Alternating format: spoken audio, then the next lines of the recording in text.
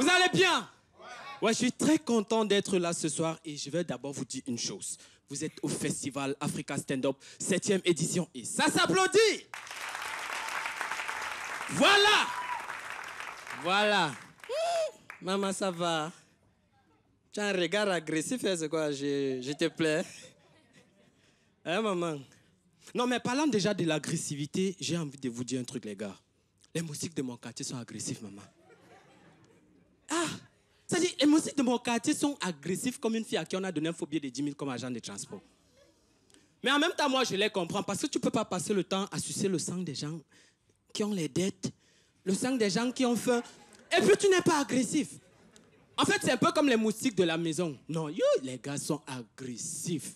C'est-à-dire, quand tu arrives à la maison, tous les trucs que tu vois, que ce soit sur les murs, les couvercles des marmites, même sur la moustiquaire, c'est eux. Tu vois, c'est-à-dire, un soir comme ça, j'étais à la maison, quand je veux dormir, je bip le sommeil, ça ne passe pas. J'écris même mon sommeil sur WhatsApp. On me dit que la dernière fois qu'il était connecté, c'était en 2022. J'ai dit, je suis là, j'attends. Et puis, un temps de mouvement, je vois un moustique qui débarque, cagoule, roulade avant chambre et bim! Ça commence à sillonner dans la chambre. Bon, pour ceux qui ne comprennent pas le langage des moustiques, en fait, il était en mode, Donc, comme ça, vous dormez déjà dans cette maison avec les pantalons jeans. Ok, attendez donc, vous allez voir. Parce que quand vous passez que non, c'est rien. Un temps de mouvement, le gars est sorti. Il est revenu avec une grosse paire de ciseaux, hyper limés. Quand j'ai vu ça, j'ai simplement et posément retiré le drap sur mon petit frère. Je me suis couvert avec grand frère, c'est toi. Quand le matin arrive, j'explique la situation à mon pater. Le gars me dit, toi aussi. Ça, c'est le travail des Gédéons. C'est-à-dire que le moustique, là, nous a déjà montré de toutes les couleurs dans cette maison. Tu achètes la spirale anti-moustique, tu mets. Le gars vient se réchauffer pour chasser le froid. L'autre jour, j'ai même acheté l'insecticide. J'ai mis. Le gars a porté pour faire son parfum avec. Quand j'ai vu ça, j'ai dit à mon père que papa, laisse. Ça, c'est mon problème. Je vais gérer le moustique là à ma manière. Et je vous assure, après 3 mois de nuit sans sommeil, oui, c'est très possible dans mon sketch. J'ai pu constater en fait que Gédéon, elle est née d'une fratrie de 4 moustiques, dont lui, l'aîné, bon, c'est vrai, c'est un ancien braqueur. Bon, aujourd'hui, il ne braque plus. Il agresse. Et puis, il y a sa sœur qui est en mariage chez un moustique qui vient à la présidence. Donc, quand vous entendez souvent que le président a le palu, le chlamydia, la syphilis, là, c'est elle. Bon, en même temps, quand je parle du président, là, ce n'est pas... C'est le président de la tontine du quartier. Voilà. Et puis, à côté, il y a ses 2 petits frères. Non, eux, ils sont spécialisés dans le trafic de poches de sang. Quand j'ai vu le CV de la famille, les gars, je me suis armé de peur. Non, je vous assure. Et puis, quand j'ai vu ça, j'ai dit, bon, il faut que je fasse quelque chose. Tu vois, un soir, j'étais là, je cherchais toujours le sommeil. Bon, je n'avais pas la connexion pour écrire au sommeil sur WhatsApp. J'étais là. Et puis, j'entends les voix des gens qui bavardent. Je m'en vais, je colle l'oreille. C'est Gédéon qui a rassemblé tous les gars du quartier pour causer avec eux. J'entends seulement que les gars, non les gars, vraiment, ce que les humains nous font là, ce n'est pas normal. C'est-à-dire que les gars veulent nous exterminer. Là-bas en Europe, un joueur a botté son chat. On lui a retiré la garde du chat. Ici chez nous, quand le voisin a le chat, c'est son ami qui lui dit, gars, ton chat là, il est gros, hein. Je viens samedi, on gère ça, non? Et sincèrement, les gars, ça doit cesser. Donc, du coup, je vous ai rassemblé, vous les moustiques rebelles du quad, parce que vous savez, vous êtes les gars sur qui je peux compter. Je veux qu'on lance un mouvement. Et ce mouvement, je l'ai baptisé un humain, un palu. Donc, mesdames et messieurs, j'aimerais qu'en bon camé, que vous fassiez comme vous avez l'habitude de faire quand un étranger vient, c'est-à-dire vous l'accueillez bien, n'est-ce pas? Donc, s'il vous plaît, réservez un accueil chaleureux à Dr Mandeke.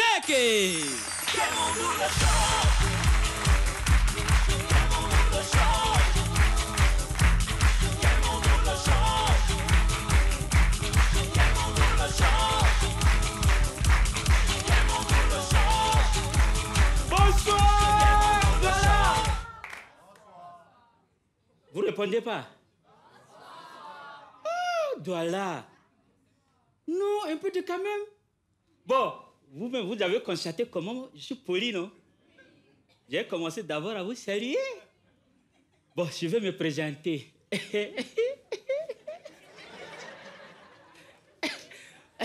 Au fait, moi, je suis...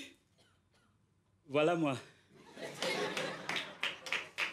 Docteur Mandjeki, gynécologue international. L'homme qui n'a jamais consulté une femme en 15 ans de service. Donc c'est moi. Voilà. Ce que j'aimerais vous dire, c'est simple. Vous voyez, arrivé à un certain temps dans la vie, il va falloir qu'on oublie aussi certaines choses qu'on a l'habitude de faire. Par exemple, moi, quand j'étais gamin, je suis le meilleur voleur de la famille. Mais spécialisé dans le chop.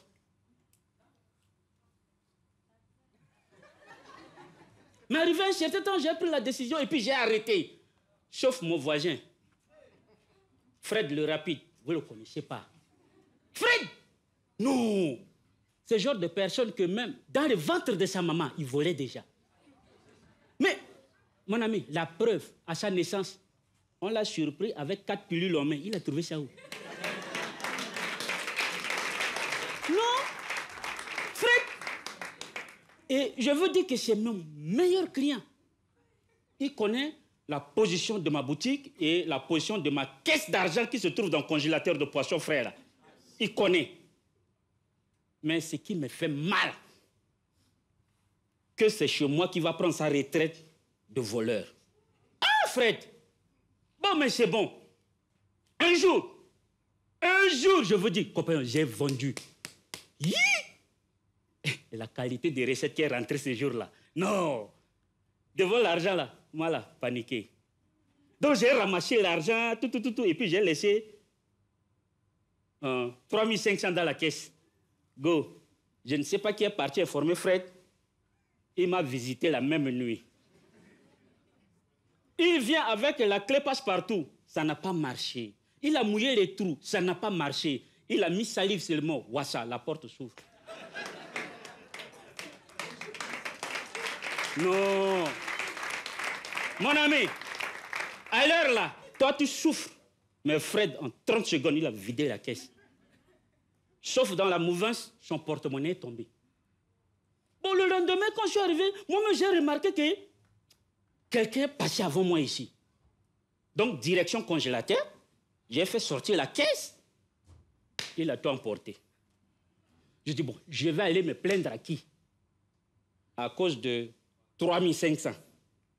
Moi, j'ai l'habitude de perdre des grosses sommes. Du genre 100 francs, 150. Donc, c'est pas un problème. Je me suis mis à travailler. Quelque chose me dit, regarde un peu par terre. Oh, porte-monnaie. Je prends, j'ouvre. Ouh, les amis. 250 colos. Non, de toute façon, j'ai crié, c'est pas possible. Je dis Dieu. Donc, à chaque fois que je dis, donne-moi mon pain quotidien, tu as écouté, quoi. Mais ce que tu as donné, c'est pas pain. Tu viens de m'envoyer à la boulangerie.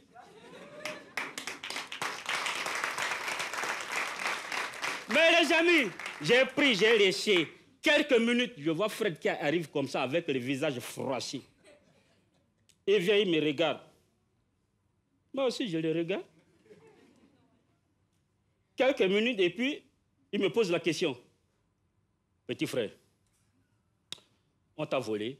Je dis non, on ne m'a pas volé, grand frère. Non, petit, quelqu'un a volé ton argent, non? Ah, non, grand, personne. Bon, il faut laisser ça à côté. Laissez ça. On va parler homme à homme. Moi, je suis venu ici hier dans les environs de 23 heures. J'ai volé les 3500 dans ta caisse. Voilà ton argent. Prends et donne-moi mon porte-monnaie. Je dis, hé, grand frère, moi-même, je ne sais pas de quoi vous parlez. Petit frère, moi, j'ai pris le risque d'agresser un vieux papa qui partait envoyer l'argent de pension à son fils. Ne me fais pas ce genre de blague. Mon frère, je ne donne pas. Quelques minutes, il m'a quitté. 5 minutes, on m'informe qu'il a piqué une crise. Donc, à l'heure où je vous parle, il est à l'hôpital. Donc je m'apprête à lui rendre visite comme ça. Je vous remercie.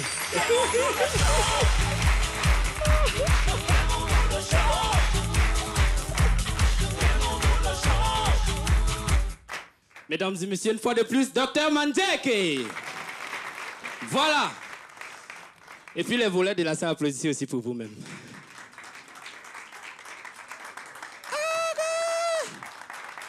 Non, ça va, ça va. C'est pas le CV que j'ai demandé. Ok. Bon, moi, je ne vais pas parler des voleurs. J'ai envie de parler, en fait, de ma copine. Non, franchement, moi, je pense qu'on doit lui interdire la télé. Parce qu'un soir, tu vois, je suis assis à la maison avec Margot. On regardait El Diablo. Manuela se rapproche d'Angèle, maman. Elle se rapproche de moi. Manuela monte sur Angèle. Elle monte sur moi. Manuela pousse Angèle sur le lit. Elle me pousse sur le canapé. Manuela gifle Angèle que tard. Elle me gifle que tôt. Il a fait 3 semaines, je partais lui donner la nourriture à l'hôpital.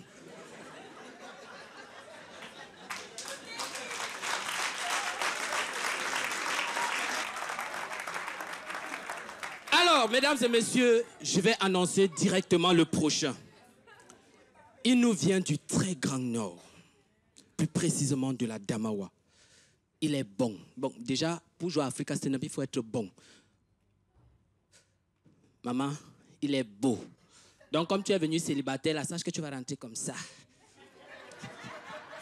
S'il vous plaît, mesdames et messieurs, veuillez accueillir celui qui vient comme si on a dit que la bière est gratuite au Cameroun. Faites du maximum de bruit pour Barcantejo.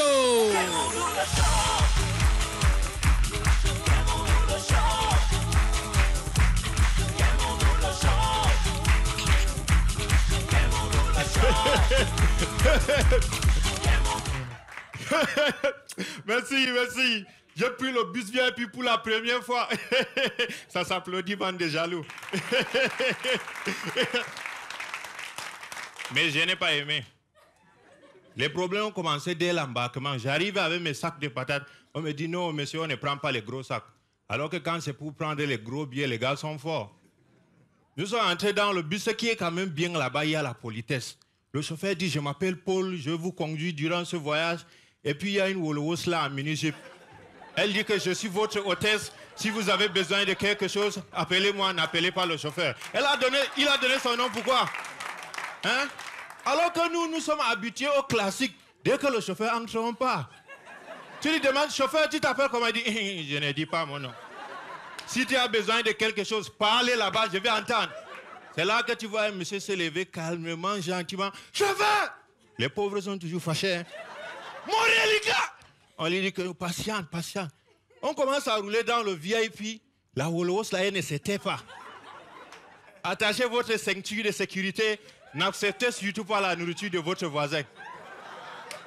Toi qui as l'habitude de manger, là, on refuse la nourriture en Afrique, maman. Même si c'est le poison, tu manges, tu mets le ventre plein, est-ce que tu sais s'il y a la nourriture là-bas?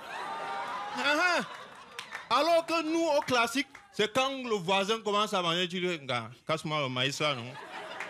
Il te casse le maïs, vous mangez, vous critiquez les passagers. C'est trop doux. Un jour, on mangeait le maïs, on critiquait un blanc comme ça là en patois. Et quand il s'est retourné, il nous a giflé. On a compris que c'est un collègue albinos. Je vous dis. Et puis, dans le VIP, elle dit, non, rassurez-vous, nous allons vous donner des amuse-gueules. Je pensais que j'allais manger le meilleur repas de ma vie. Elle est partie apporter les arachides. En tout cas, moi j'avais faim. Le bus là-même, on m'a payé ça. J'ai mangé l'arachide, j'ai fini, j'ai mangé pour mon voisin. À un moment, mon ventre a commencé à faire grrr, grrr. C'est comme si la Wolowos là, elle avait entendu ça. Hein. Elle s'élève. Les toilettes que vous voyez là, c'est seulement pour uriner. Si vous avez d'autres besoins, appelez-moi. Je n'ai même pas attendu, elle dit Wolowos, viens ici. Et que, c'est comme si elle avait fait la diarrhée. Elle dit, monsieur, veuillez patienter. Toi qui as l'habitude de faire la diarrhée parle le français. Elle parle un secret comme ça, elle pas dit au chauffeur. Il y a un passager là, il veut chier. Le chauffeur aussi, il jongle, il gare. La Wolowos là, est restée là-bas devant tout le monde. Le monsieur qui veut se mettre à l'aise, là, vous pouvez sortir. Je suis là comme ça, là, dans la honte.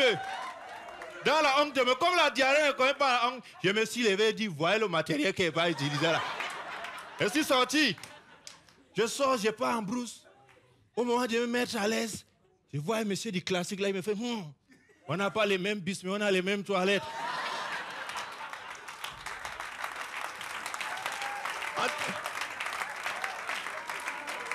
En tout cas, ça ne m'a pas empêché de me mettre à l'aise. Je finis et retourne dans le bus. Je croise encore la Wollos. Monsieur, ça a été? Va voir là-bas en brousse si ça a été. Hein? Alors que dans le classique, tu te lèves calmement, gentiment. Chauffeur, pose pipi. Et demande un peu sur moi. Iga, tu ne sors même pas par la porte, tu sors par la fenêtre. Hein? Tu pars faire pipi, tu fais autre chose, qui sait? Hein?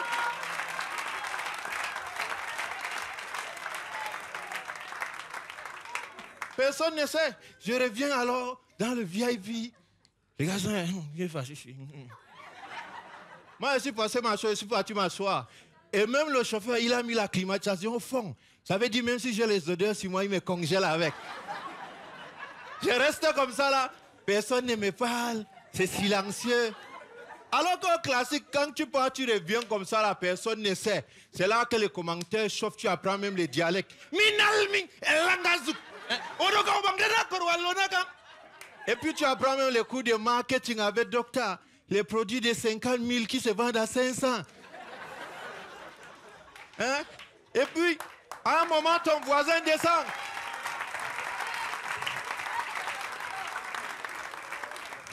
À un moment, ton voisin descend. Tu penses que tu vas être un peu libre. Tu vois, le chauffeur, il ramasse. Il te met quelqu'un que tu ne connais pas. Un jour, comme ça, là, on a ramassé une grand-mère. Elle est entrée avec 2 chèvres. Elle m'a dit, mon fils, aide-moi avec ton frère.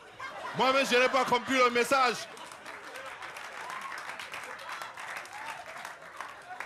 Je vous assure. Et avec le VIP, on arrive à l'entrée, le doigt là, et il dit que chauffeur, moi je descends, il dit que non, on ne stationne pas en route.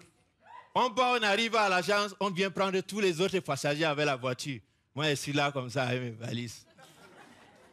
Alors que si j'étais dans le classique, je me levais gentiment, calmement. Chauffeur, je descends ici là. Le type s'il m'amène où non? Il dit que je descends ici non.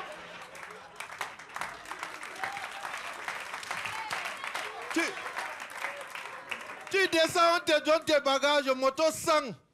Tu es chez toi. Hein? Tu es chez toi, tu es tranquille. Mais le classique a souvent les chauffeurs dangereux.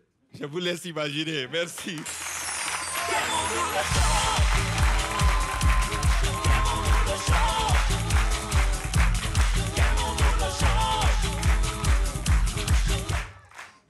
S'il vous plaît, faites encore un tonnerre d'ovation pour Barcantejo. Voilà. Là, on va rentrer dans ce qu'on appelle en français, pour ceux qui ont toujours faim, le plat de résistance. Et pour ce soir, vous aurez un plat de résistance d'1 heure de temps, bien dosé. Rassurez-vous, vous allez rire. Non, non, non. Tu es venu à les problèmes, non? Tu vas rire pendant 1 heure. Dès que tu arrives dehors, tu prends tes problèmes, tu rentres avec. Tu vois un peu? Donc, serrez vos ceintures parce que je vous assure, vous allez rire, à en mourir. La rime de ça. Celui qui vient, il fait 2,10 mètres de taille. On lui a diagnostiqué une infection là. Bon, j'ai vu dans le carnet, c'était écrit excès d'humour dans le sang. Donc je me dis que ce soir, il va vous contaminer. Est-ce que vous êtes prêts pour recevoir celui qui arrive là? Si vous êtes prêts, je vais vous prier, s'il vous plaît. Bon, pour ceux qui ont la possibilité, vous pouvez vous déshabiller en criant. Voilà, donc, s'il vous plaît, veuillez accueillir comme il se le doit, Marcus!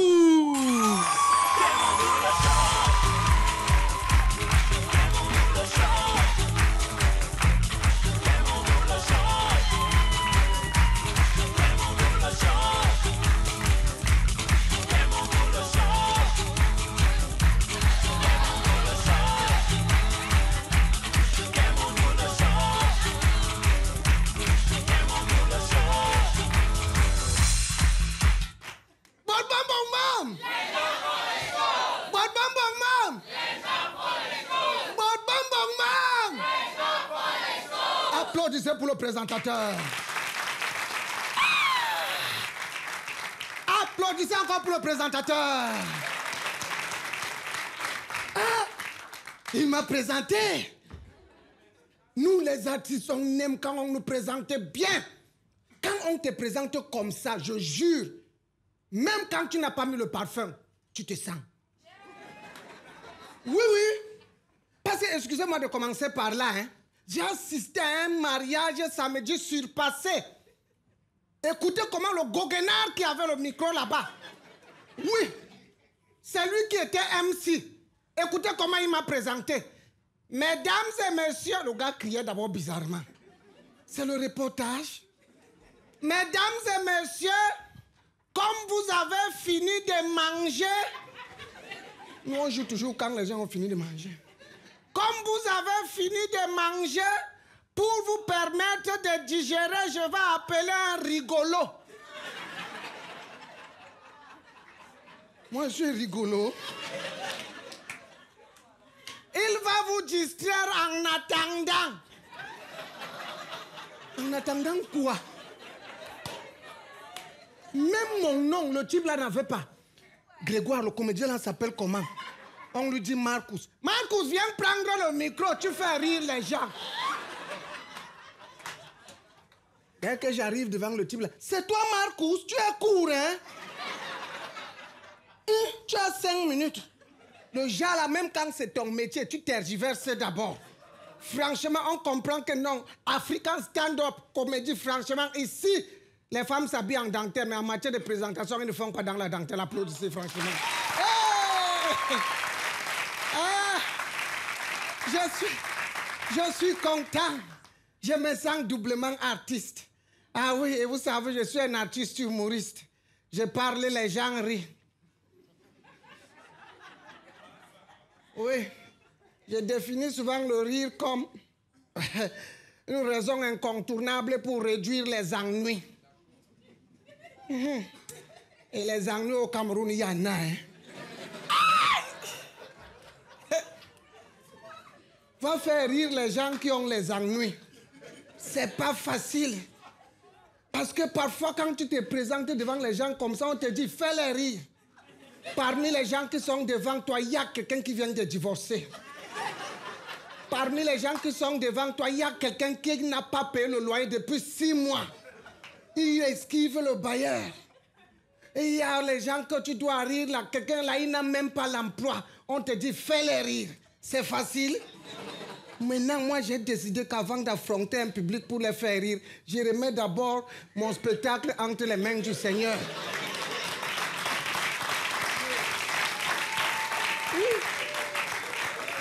Oui, parce que quand même, Dieu nous aide partout, surtout en Afrique. À tout moment, on l'appelle. Parfois, il y a même une femme qui est en train de tromper son mari, dit, oh Seigneur, Seigneur, tu as envie de demander à la femme là qu'en ce moment-ci...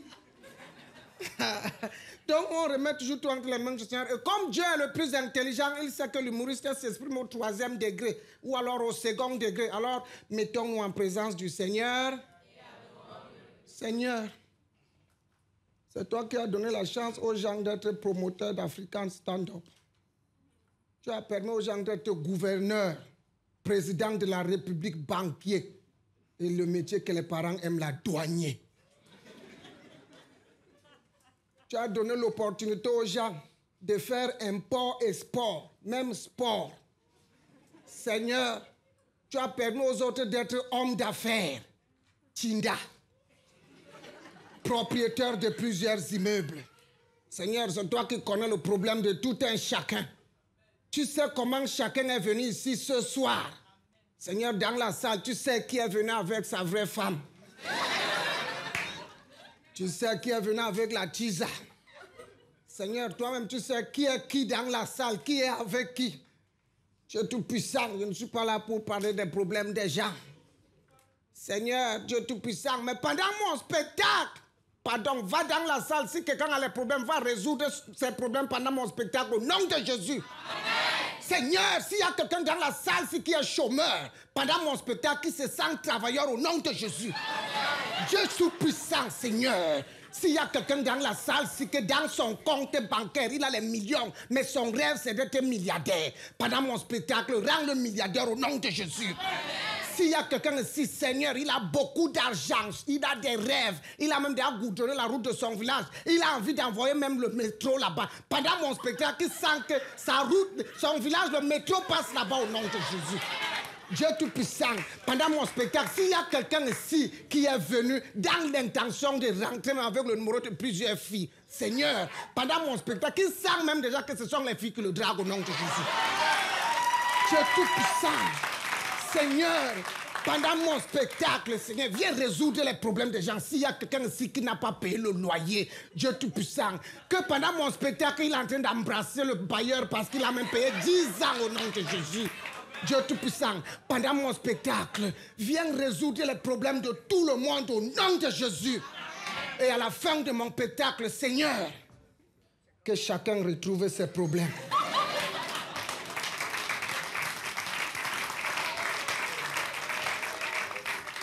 Parce que la nature finit toujours par nous rattraper.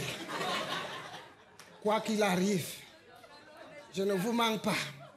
Parfois, tu as les problèmes chez toi jusqu'à un ami vient te tirer. Gars, allons boire.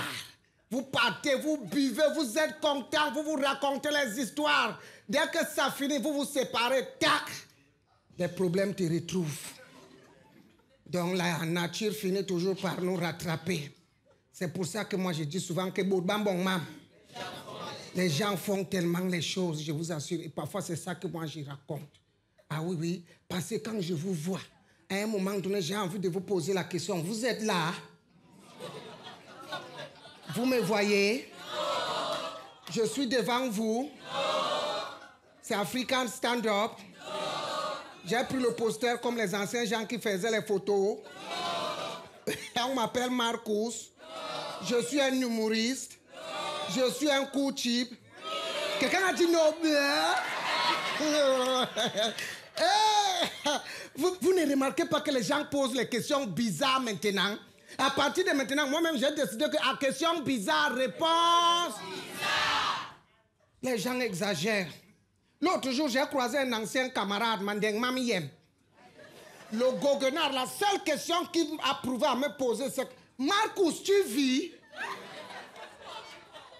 J'ai répondu non, je suis mort la semaine passée. Et comme c'est ton père qui m'a tué, je suis venu me venger.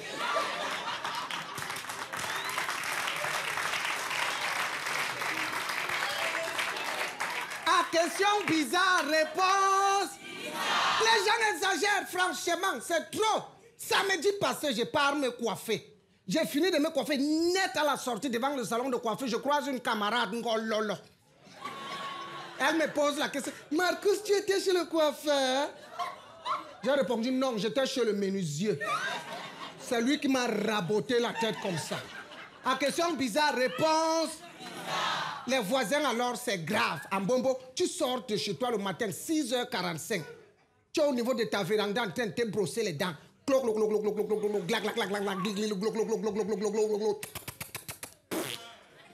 Mon frère, les gens se brossent les dents bizarrement, hein? Le voisin sort là-bas, il te voit debout, vivant, le matin en train de te brosser la dent. Le goguenard te pose la question. Voisin, tu t'es réveillé? Je réponds non, je somnole encore. Toi-même, tu rêves seulement que tu me vois. Nous tous, nous dormons.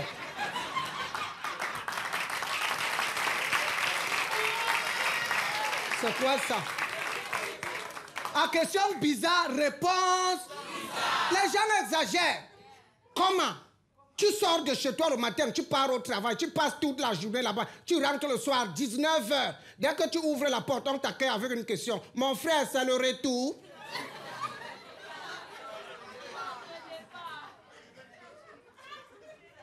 Quand toi-même tu examines la situation, tu vois que c'est le départ. La question bizarre, réponse bizarre. Les gens exagèrent. Tout à l'heure, je suis en train d'entrer, quelqu'un me pose la question. Marcus, tu as l'Institut français? Je dis non, j'entre comme ça au stade. Dynamo joue contre Tonnerre de Douala. Comment? Ce qui m'a toujours gagné, c'est les spectacles de hip-hop avec les présentateurs.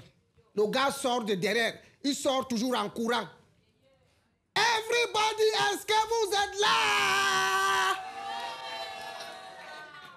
Nous, on a envie de répondre non, comme toi-même tu vois, la salle est vide. Est-ce que vous êtes venus vivre le spectacle? On a acheté les tickets pour venir nous balader. Les gens exagèrent. À un moment donné, où c'est la paresse, où c'est quoi, on ne comprend plus rien. Et parfois, les gens font les choses comme ça, là. Les autres partent à l'église prier. À cause de la paresse, on dit que aide-toi et le ciel t'aide. Tu mangeras à la sueur de ton. Utilisez vos cerveaux. Vous partez vous cacher à l'église. Même là-bas, les problèmes vont vous trouver. On se retrouve à l'église Zamba Nembal Mayo. En pleine messe. Pendant que le prêtre, lui, célèbre la messe, c'est là où le bandit entre à l'église pour agresser. Oui, oui, il entre, tire en l'air, boum, couchez-vous. Je vais tous vous tuer, mais par ordre alphabétique. Toi, il pointe comme ça le servant. Toi, comment tu t'appelles? Je m'appelle Zoropoto.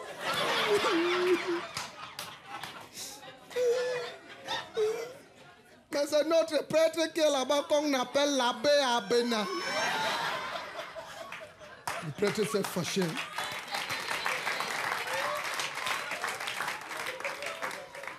Le prêtre s'est fâché. Tais-toi. On t'a demandé quelque chose. Mon fils, il ment. Hein? Mon nom, c'est Zinedine Zidane. C'est plutôt notre diacre qui est au fond là-bas qu'on appelle Abbé Soloalin. Le diacre s'est levé, mon père. Matthieu 7, verset 3. Occupe-toi d'abord de la paille qui est dans ton œil avant de voir la poutre qui est dans l'œil de ton voisin. Je t'ai fait quoi pour que tu me colles un nom aussi mortel? Qui ignore ici que j'ai hérité le nom de mon père, Zlatan Ibrahimovic.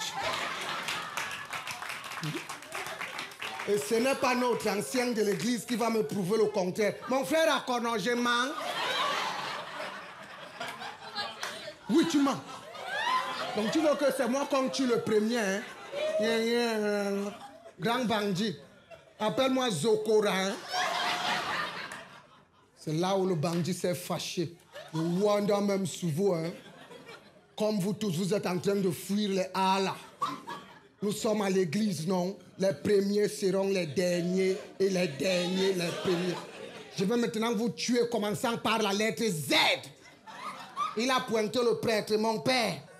Tu disais qu'on t'appelle comment là? Eh, mon fils. C'est l'abbé Abenano.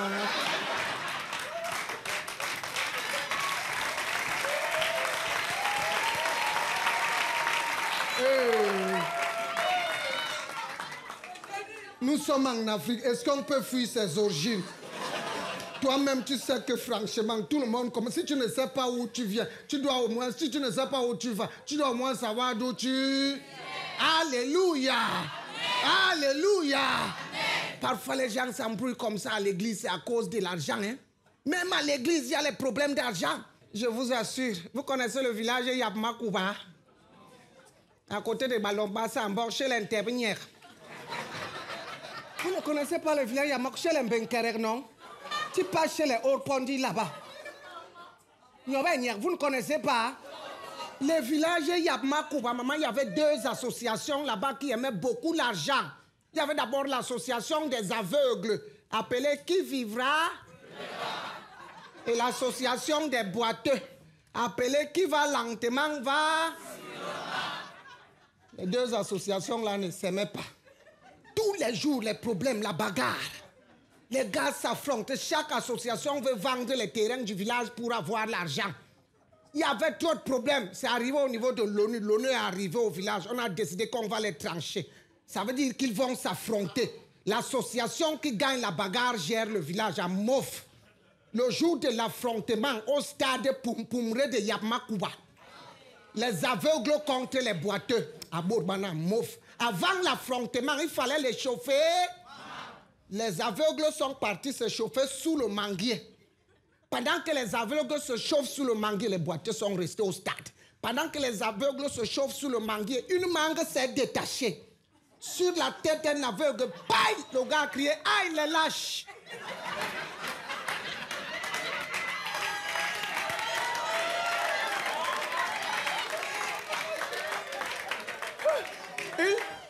Ils ont attaqué avant le coup d'envoi.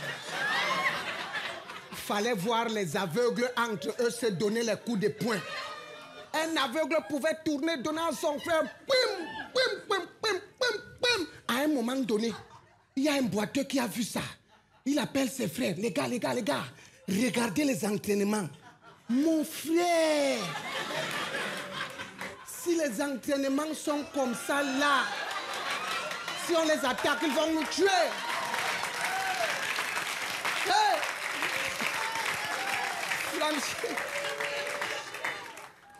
Les gars ont déclaré forfait. Les aveugles ont vendu tout le village. Franchement, le pouvoir de l'argent, l'argent est bien. C'est pour ça que les parents qui ont compris très tôt envoyaient leurs enfants dans les vraies écoles. C'est pour devenir de grands types, avoir beaucoup d'argent. Tu entends Dominique Savio, l'école américaine, Liberman, Institut Goethe, Harvard, Sorbonne, Collège évangélique de Libamba, Sacré-Cœur de Macaque, Saint-Pédis de Déa. Nous autres, papa n'avait pas l'argent. Rien que le nom de l'école, tu as déjà échoué. Tu entends Institut polyvalent, l'espoir fait vivre.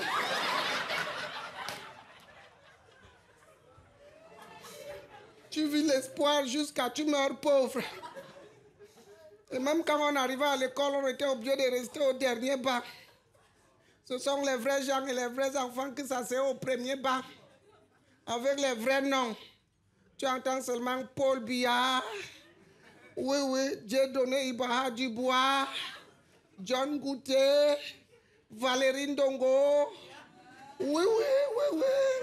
C'est mon boss, il faut que le salaire sorte. Nous autres, nous sommes derrière avec les noms bizarres. Les Marcus, Manlolo, Mbomonde, Mbongtorolumb, Tolengila. La maîtresse entière dit réciter la table de multiplication par 2. Ce sont les vrais gens là qui récitent. Ils font même la chanson avec ça. Tu entends 2 fois 1, 2, 2 fois 2, 4, 2 fois 3, 6, 2 fois 4, 8, 2 fois 5, 10. Nous sommes au fond. On ne peut pas fermer nos bouches. On est obligé de les accompagner. Voici la chanson qui sort du Shabbat.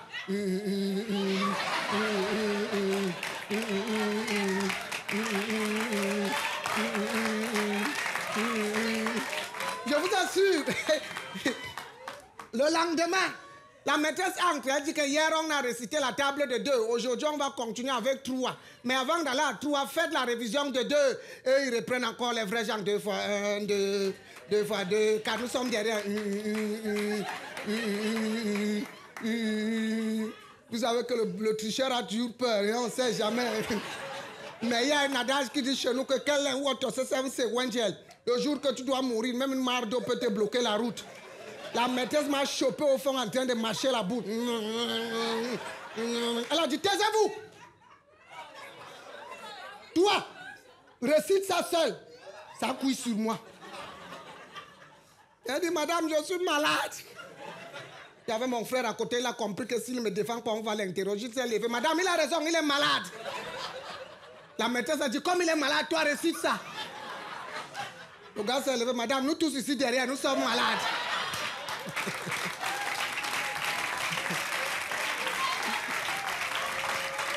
Franchement, dans la même salle de classe, on dit qui peut nous donner le nom d'un animal domestique? Toujours les gens qui sont devant, le premier il s'élève. Oui, mon frère, le nom d'un animal domestique, il s'élève. Madame, le nom d'un animal domestique, le chien, applaudissez pour lui. Quoi, quoi, quoi, quoi, quoi, quoi. Qui peut encore donner le nom d'un animal domestique? Bizarrement, mon voisin, Ngopia, il a levé le doigt. J'ai d'abord décalé que mon frère.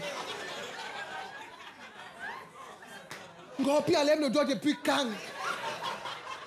Même la maîtresse était étonnée. Ouais, Ngopia, Ngopia, pour la première fois de ta vie, le nom d'un animal domestique. Le goguenard se lève. Madame, un autre chien.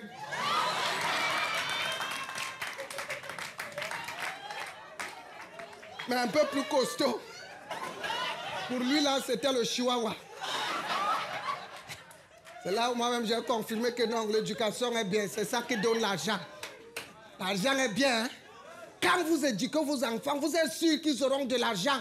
Et c'est pour ça que vous voyez qu'il y a certains parents, quand ils n'ont pas envoyé les enfants dans les vraies écoles, quand ils sont devenus pauvres, d'autres enfants prennent la route de l'Europe. Les beaux ailleurs. Est-ce que c'est alors facile? Alors que depuis un certain temps, le Cameroun est devenu le continent. Tu laisses le continent pour aller dans un pays, mon frère.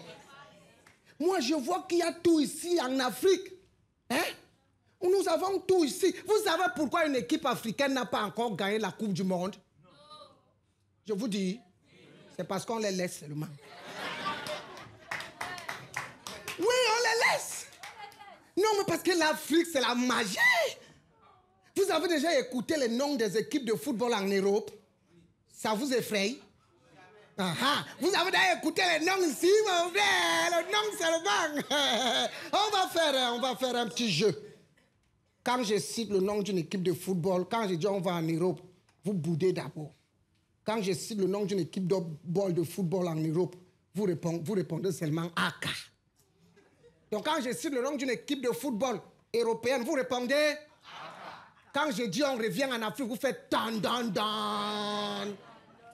Quand je cite le nom d'une équipe de football ici, vous allez répondre ni. Ni. Voilà, on va commencer, on va faire... Bon, on va en Europe. J'ai dit que quand je cite le nom d'une équipe de football, vous répondez?